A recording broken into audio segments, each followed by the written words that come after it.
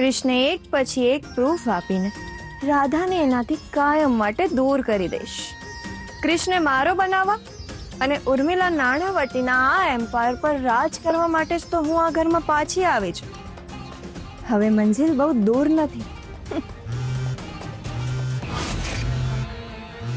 ડેવિલનો phone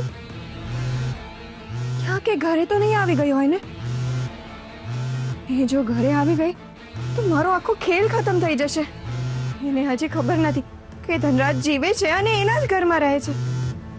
મારે કંઈક તો કરવું પડશે.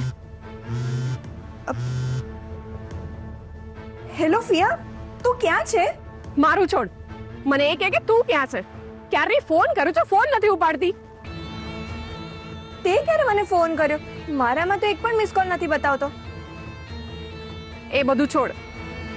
મારા ઘરની એક ચાવી તારી પાસે છે ને? હા, કેમ? મારી પાસે જે ચાવી હતી ને એ મળતી નથી. આવતીકાલે સવારે હું સુરત આવું છું. હું પહેલા તારા ઘરે જ આવીશ, પછી આપણે મારા ઘરે જઈશું. પણ ફિયા, હવે હું મારા ઘરે નથી રહેતી. તો પછી ક્યાં રહે છે? હું ઉર્મિલા નાણાવટીના ઘરે રહું છું. કેમ મજાક કરે છે? હા ફિયા, હું સાચું કહું છું. તું ગઈ ને એના પછી ઘણું બધું બદલાઈ ગયું છે. શું બદલાઈ ગયું છે?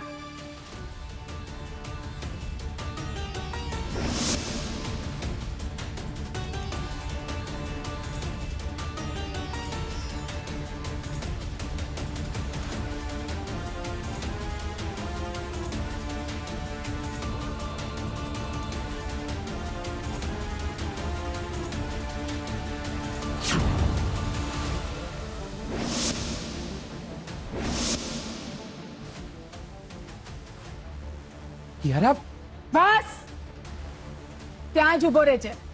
હજી કોઈ વચ્ચે નહીં આવે. હે, ચલ નીકળ.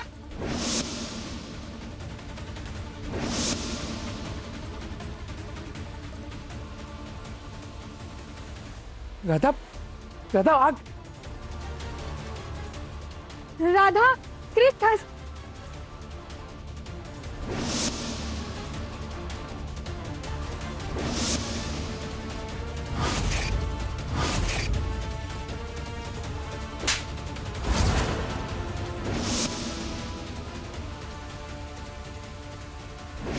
હા, મારી જેઠાણી છે. જો એના વિશે કોઈ કપાતું બોલું ને તો બધાને જીભ ખેંચી કાઢીશ. તો હવે હું તારો પતિ તને કહે છે ચાલો મારી સાથે. કિયારા, જે કંઈ પણ થયું એ ભૂલી જા. અમે બધા તારી સાથે છીએ.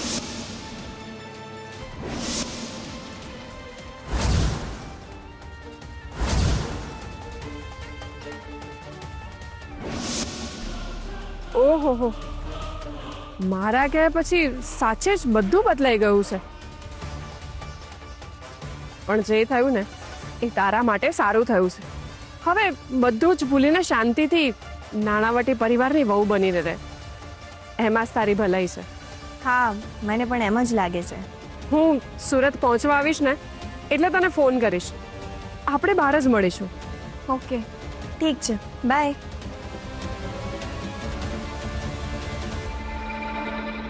ઓ ગોડ, હા પિયા આવે ને એ પહેલા મારે ધનરાજને ક્યાંક ગાયબ કરવો પડશે.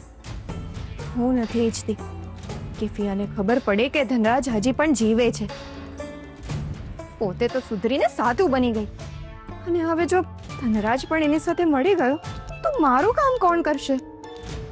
ના ના, મારે કંઈક તો કરવું જ પડશે.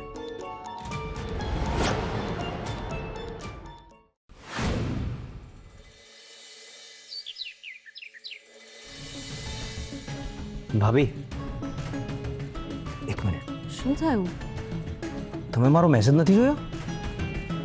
અરે સવારથી એટલા કામમાં છું ને કે ફોન જોવાનો ટાઈમ જ નથી મળ્યો. પણ શું થયું? તમે એટલા ટેન્શનમાં કેમ છો? ભાભી, રાત્રે મીતાફોઈનો કિયારાને ફોન આવેલો. મીતાફોઈ સુરત આવી રહ્યા છે. જો મીતાફોઈ આવી ગયા ને તો આપણો પ્રોબ્લેમ સોલ્વ થઈ જશે. મીતાફોઈ કોઈ બીજાને મળે ને એ પહેલા હું એમને મળીશ.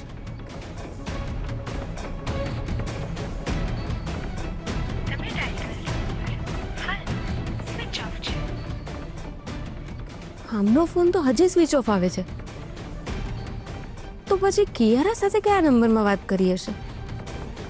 મીતા ફોઈ જે નંબરથી કિયારા સાથે વાત કરે છે એ નંબર આપણી પાસે છે નહીં. હવે શું કરીએ ભાભી? તમે એક કામ કરો, તમે કિયારા પર વોચ રાખો. ક્યાંક એ આપણી પહેલા મીતા ફોઈને ના મળી ગઈ. ઓકે ભાભી.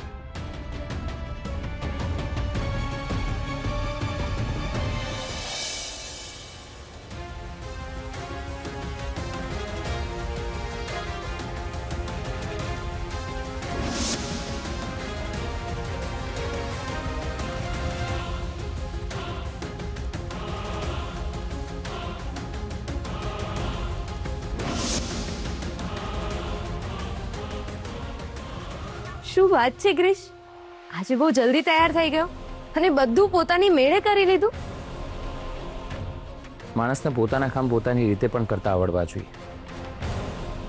ક્યારેક એકલા રહેવું પડે તો કોઈ પ્રોબ્લેમ ના થાય. ક્રિશ આવું કેમ બોલી રહ્યો છે? ક્રિશ, તારે આ બધું કરવાની કોઈ જ જરૂર નથી. મને તારા માટે બધું તૈયાર કરી બધી વસ્તુ તારા હાથમાં આપવી ગમે છે. પણ મને નથી ગમતું.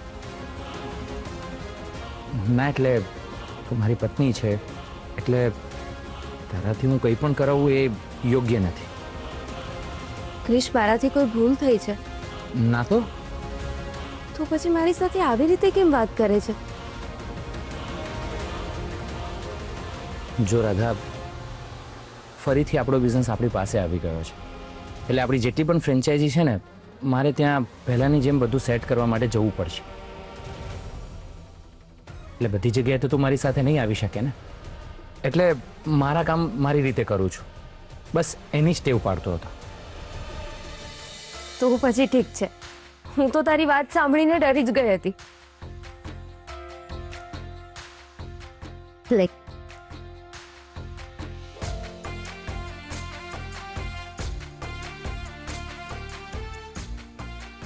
હું લગ્ન કરીને આવી ત્યારથી મારી ઈચ્છા હતી કે પપ્પા જેવી રીતે બિઝનેસ ટૂર પર જાય ત્યારે મમ્મીને સાથે લઈ જાય છે ને, એવી જ રીતે ક્રિશ પણ મને એની સાથે લઈ જાય. ખબર નહીં ક્રિશ મારી એ ઈચ્છા ક્યારે પૂરી કરશે.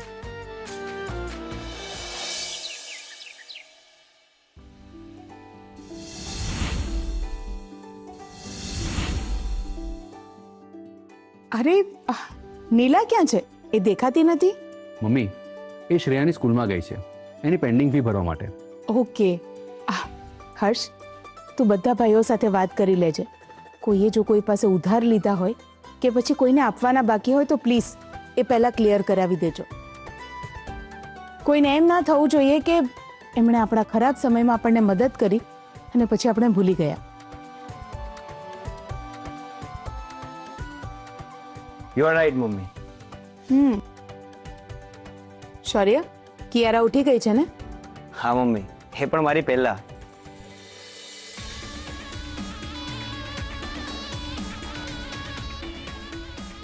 હવે આ બધાને શું જવાબ આપું? ફિયા આવવાની છે અને ધનરાજને રહેવાની બીજી વ્યવસ્થા પણ કરવાની છે, એટલે મારે જવું જ પડશે.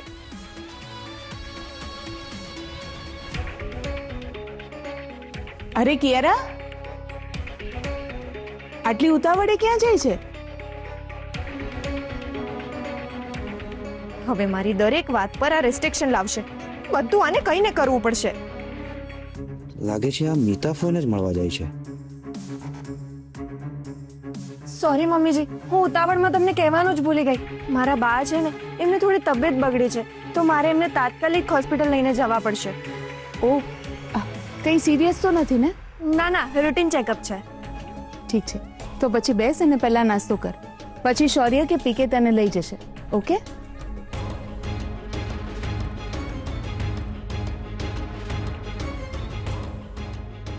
જો કિયારા, આખો દિવસ તો બધા પોતપોતાના કામમાં બિઝી હશે, એટલે આપણે નક્કી કર્યું છે સવારનો બ્રેકફાસ્ટ અને રાતનું ડિનર બધા સાથે કરીશું.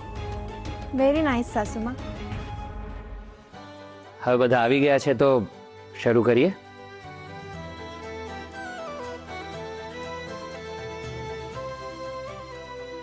ગઈકાલે વાત કરીને મેં રાધાને મારા ફેવરમાં લઈ લીધી છે. હવે મમ્મી સાથે વાત કરું મમ્મી એક વાત પૂછું? હા પૂછ ને બેટા. મમ્મી તે કોઈ સપનું જોયું હોય અને એને પૂરું કરવા માટે પુષ્કળ મહેનત કરી હોય તો તું શું એને પૂરું કરે કે નહીં? ક્રિશ, સપના જોવા અને દિલથી મહેનત કરીને એને પૂરા કરવા, એ જ તો સાચું જીવન છે. Thank you mummy. I hope કે તમે બધા પણ મમ્મીની વાત સાથે સહેમત હશો, નહીં રાધા?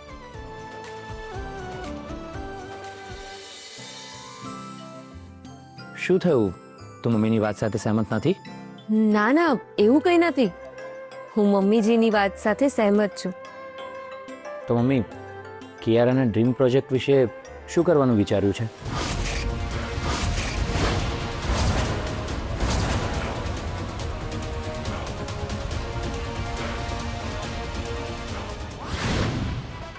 હે ભગવાન, આ ક્યારનો ગયો છે, હજી સુધી આવ્યો નહીં.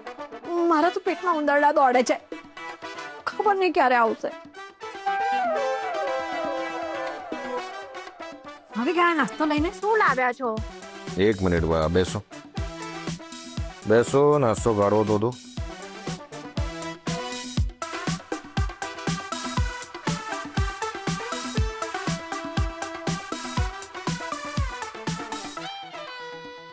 લો બા, ખાઓ. હાય હાય, આ શું લાયા છો? હું આવું તો બધું ના ખાઉં. આવો કચરો કોણ ખાય? ઠીક છે બા, તો ના ખાશો.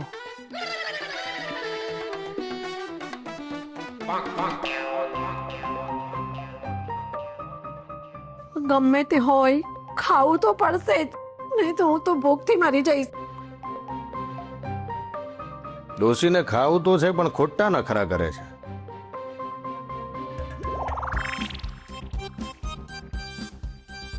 ચા કાઢવા માટે કપ તો જોઈશે ને બા.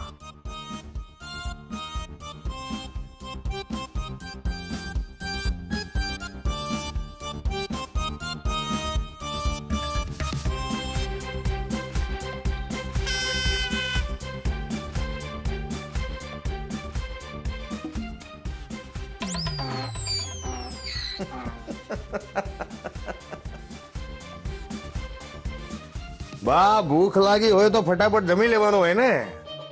ખોટા નાટકો શું કામ કરો છો? ને આ બધું ખાવાની છે ને, તમે આદત પાડી દો હવે, અને ભૂલી જાઓ તમારી મીઠડીને. તમારી મીઠડી એના સંસારમાં તમને ભૂલી ગઈ છે. અરે ના ના, મારી મીઠડી કઈ એવી નથી એ મને ભૂલી જાય.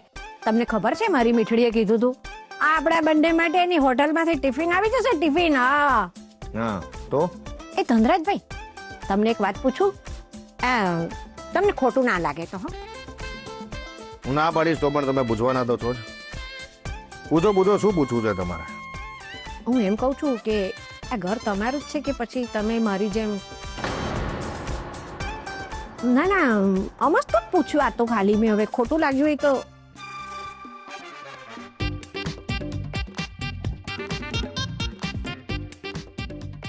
અરે રવા દો ને, લાવો, હું કાઢું છું ચા. તમને નહીં ફાવે બા? હું ચા કાઢી આપું છું તમને. કોઈ કામ એવું નથી કે મને ના ફાવે, લાવો.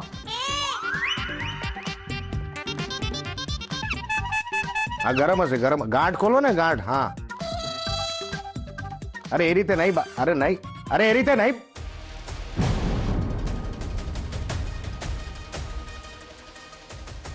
કરી લીધું પોતાની મરજીનું? કરી લીધા, ખતરા પૂરા કરી લીધા તમે. તમે પણ છે ને તમારી મીઠડી જેવા જિદ્દી છો, કોઈનું સાંભળતા નથી.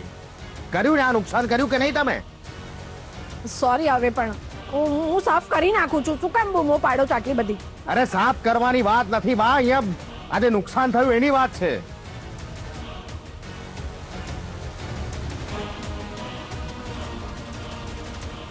કિયારા ગઈ પણ આ ડોસીને મારા માથે મૂકતી ગઈ.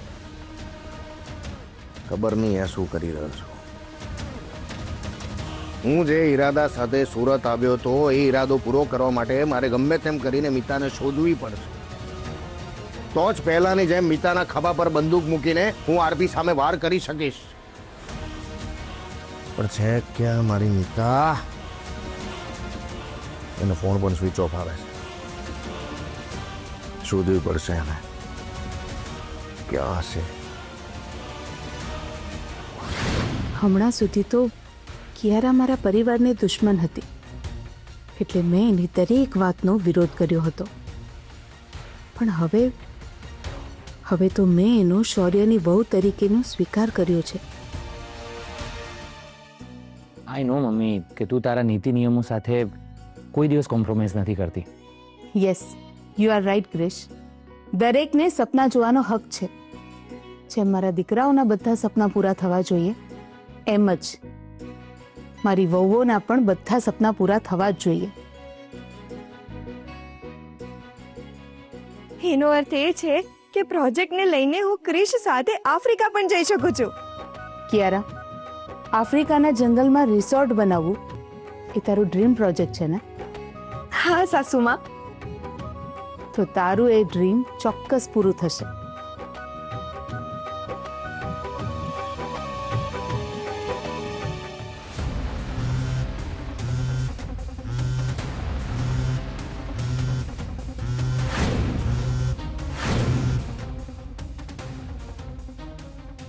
અમારો ફોન કેમ નથી ઉપાડતી?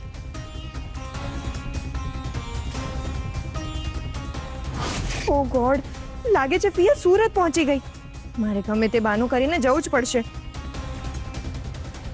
સાસુમાં, હું બાને ડોક્ટરને બતાવીને ડાયરેક્ટ ઓફિસ પહોંચી જઈશ. હા, ઠીક છે, એનું કોર્ડિનેશન તું ક્રિશ જોડે કરી લેજે. ઓકે? ભલે. હવે મારે જવું જ પડશે. જ્યાં સુધી જવું નહીં ને ત્યાં સુધી ફોન કરીને મારું લોહી પી જશે. Excuse me. પીકેને સાથે લેતી જજે. સાસુમાં, તમને લોકોને ઓફિસ જવાનું હશે ને? હું મારી જાતે કેબ કરીને જતી રહીશ. હા, બાય.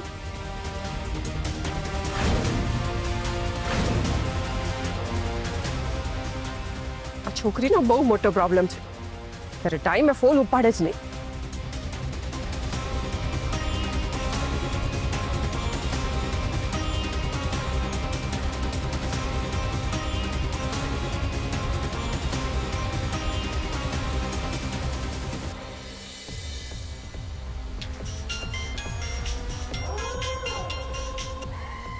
તારો ફોન છે ને ટાપીમાં ફેંકી દે.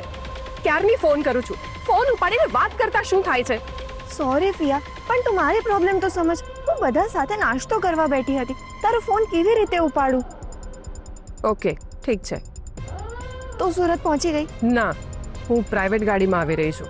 મને હજી પહોંચતા કલાક લાગશે. ઠીક છે, તું સુરત પહોંચ્યો આવે ને એટલે મને કોલ કર. હું તારા ઘર પાસે પહોંચી જઈશ. ઓકે? ઠીક છે. થેન્ક ગોડ, ફિયાને પહોંચતા હજી વાર લાગશે. ફિયા પહોંચે ને એ પહેલા મારે આ લોકોનું કંઈક કરવું પડશે.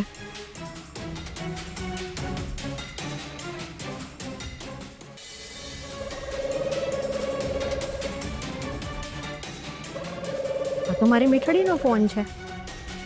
હા, હલો. બોલ મારી મીઠડી, શું હતું? બા, તમે ઘરે જ છો ને? હાસ, તો આવા તાપમાં વળી હું ક્યાં જવાની હતી? ઠીક છે. અને ધનરાજ ક્યાં છે? મેં તો ખબર નહીં ક્યાંક બહાર ગયો છે. પણ મારે તને એક વાત કહેવાની છે. આજે તારી હોટલેથી નાસ્તો ના આવ્યો. વાહ, અહીંયા આટલો મોટો પ્રોબ્લેમ થઈ ગયો છે અને તમને જમવાની પડી છે. વળી પાછો શું પ્રોબ્લેમ થયો? બા, તમે એક કામ કરો, તમારો સામાન બાંધીને તૈયાર રહો. અને હા, આ વાત ધનરાજને ના કહેતા. હા, ભલે.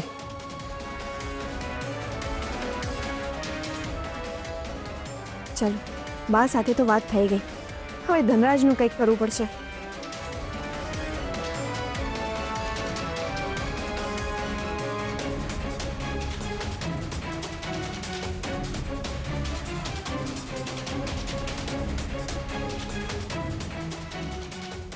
અરે, મારો ફોન કેમ નથી ઉપાડતો? ફિયા આવે પહેલા મારે ધનરાજને પકડવો પડશે.